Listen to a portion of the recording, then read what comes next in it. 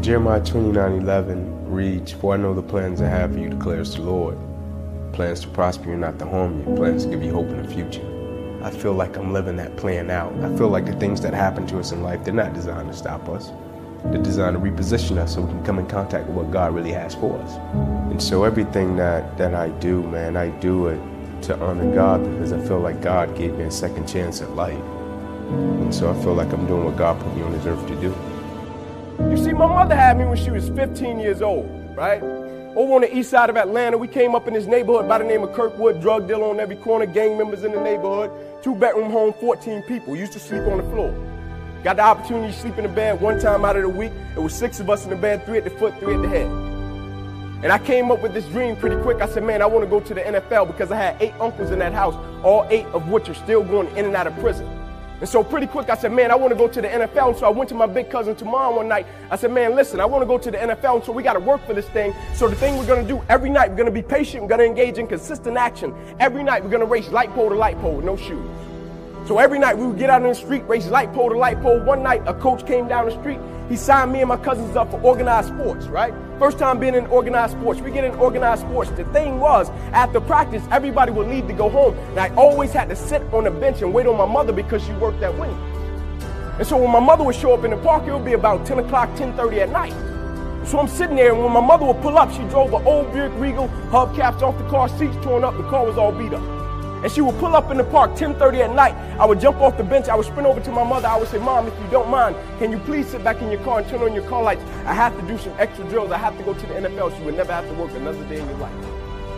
And I knew my mother was tired. And every night, my mother would sit back in that car, and those car lights would hit that field. And he had a 7-year-old kid doing backpedaling drills, running sprints, running laps, chasing his dream to go to the NFL. But just beyond those car lights, I could always connect with my mother's eyes. So it made me dig a little bit deeper. It made me push myself a little bit further. It made me work a little bit harder. It created a certain level of sweat equity in what I was doing. It created a certain level of pride. And so I went to Crim High School, one of the lowest performing public schools in the whole state of Georgia. Dropout rate higher than the graduation rate. People didn't go to college. I went to Crim. My first day, I walked through the doors. A metal detector cop said, "What's your plan, little man?" I said, "My plan is to go D1. He said, "Nah, you'll probably end up in cell block D1.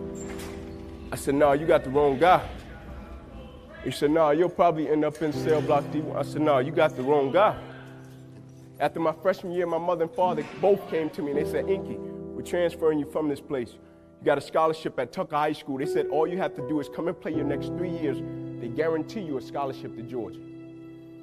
I said, "Please, leave me at one of the lowest performing public schools in the whole state of Georgia.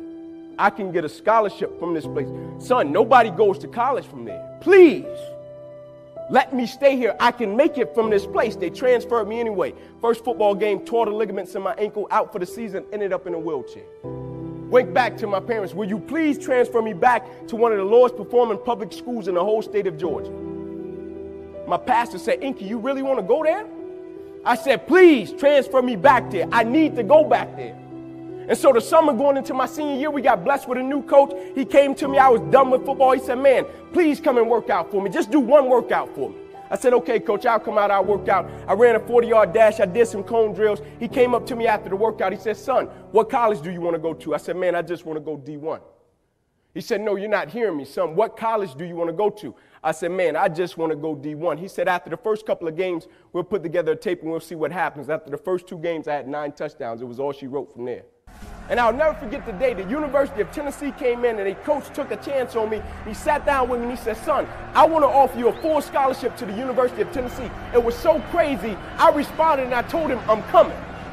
And he laughed. He said, "Son, I don't even think you understand how the whole process works." I said, "No, I don't think you understand." I said, "You're talking to a kid that comes from a 2-bedroom home, 14 people. You're talking to a kid that every morning when I caught the bus, I would race to be the first one at the bus stop, and I would be standing there shaking my book bag and my jackets out to make sure there were no roaches and rats. So when I tell you I am coming, I am coming. You don't even have to waste the university's money. I don't have to see the campus. I don't have to see the city. You offer me a scholarship, I'm coming." He said, "Yeah, Ink, but I still want you to take an official visit." I agreed. I went up on a Friday night.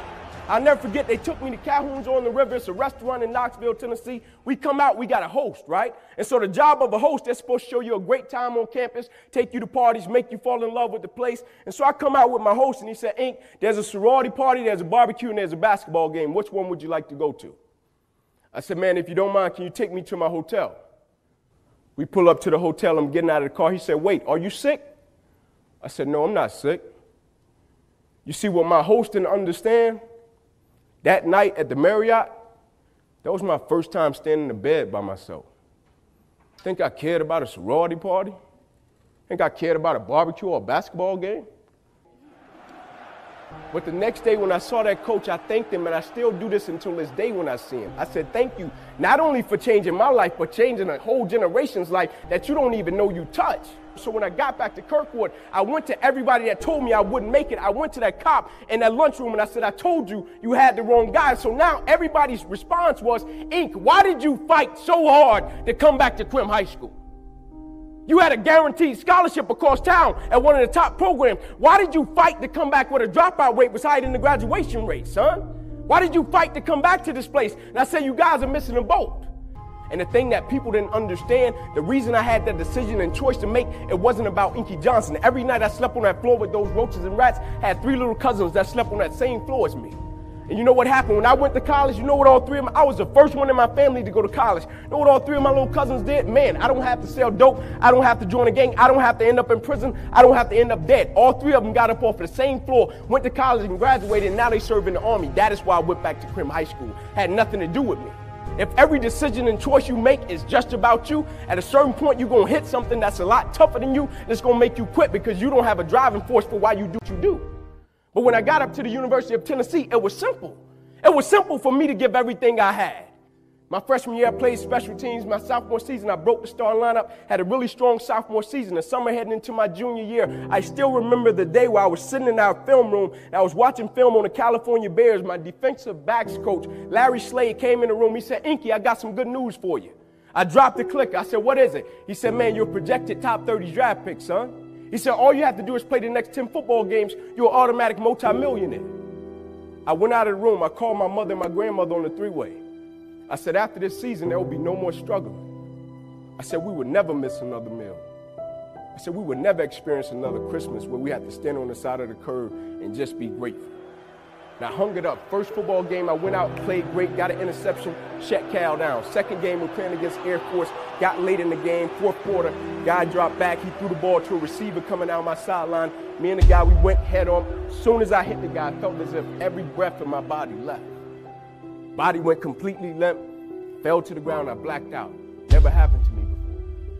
When my eyes opened, I'll never forget, my teammates ran over, they said, Ink, get up, let's go. I said, I can't. I said, I can't move. They said, what do you mean you can't move? You're out lockdown corner, man, we need you, let's go. I said, I know, man, but this time I can't move. I flipped my head up to the sky, I said, God, I said, surely nothing is happening in this moment that can alter my life. They got me over to the hospital, they took me back, they ran CAT scans, they brought me back into my room, and all in a 15-second time frame, the doctor came running in from the opposite side. He said, hey, get in here, we got to rush this guy back to emergency surgery, he's about to die. I said, what? He said, son, you have busted up the subclavian artery in your chest, you're bleeding internally, we have to rush you back, take the main vein out of your left leg, plug it into your chest in order to save your life. When I opened my eyes from recovery, the same doctor was over me. He said, son, has some good news and some bad news for you. I said, you got some bad news for me? I had to tell him I was about to die. I'm still alive. How bad can it get? I'm still here. He said, the good news is we saved your life. I said, thank you, sir. He said, the bad news is, Ink, you have nerve damage in your right shoulder. I said, okay, cool. He said, but son, it's a strong possibility that you probably can never play the game of football again in your life. I said, no way. I said, no disrespect to you, doc, but I've been working for this ever since I was 7 years old. I said, no disrespect to you, doc, but you wasn't in the park with me and my mother when I was 7 years old and she was sitting in that Buick Regal. She got done working at Wendy's. No disrespect to you, doc, but you didn't come up in that 2-bedroom home, 14 people sleeping on the floor. No disrespect to you, doc, but you didn't miss those meals and stay focused and never made an excuse. I never cheated. I never cheated. Like my conscience still until this day won't let me, like I can't cheat. I can't look myself in the mirror and say, Ink, you did a good job knowing that I cheated. I can't cheat. One of the greatest pieces of advice that my mother gave me was this: son, whenever you start, you make sure you finish it. And the problem with the world today, people get involved with things, and if they don't like a certain person, if they don't like the process, if it's not what they thought it was, they quit. And what they don't understand about quitting becomes a habit that doesn't just affect you. Later on in life, when you get a wife and you get some kids or you get a family, it's going to come back to hunt you, and it will one day affect them. That is why I tell you the process is more important than the product. It's not even about the outcome for me. It's about, can you take pride in what you do as an individual, and every night when you look in the mirror, knowing that you gave everything you had to it. And we have to get to the point where we're willing to impose our will on certain things. Impose your will on it. My life totally changed. And they gave me an opportunity to stop. And most people, when you give them an opportunity to stop while they're chasing something, they take advantage of it because they feel as if, man, why did this have to happen to me? I felt as if, why not me? This is the perfect opportunity to use this to be a blessing to somebody else. And you know what? It's not even about me, to be truthful. It's not even about me. Now it's about repaying the people that invested in me and saw something in me when I couldn't see it in myself. At a certain point in life, it can't just be about you. And the moment that we understand that, and every day we wake up, we understand that life is a blessing and life is a gift. And if you were to check out today, how would you want to be remembered? It's bigger than you. And no money doesn't have to be attached to it. It's about learning to work from the inside out in life and not from the outside in. When you work from the inside out in life, you understand your why, you understand your how, and you understand your what.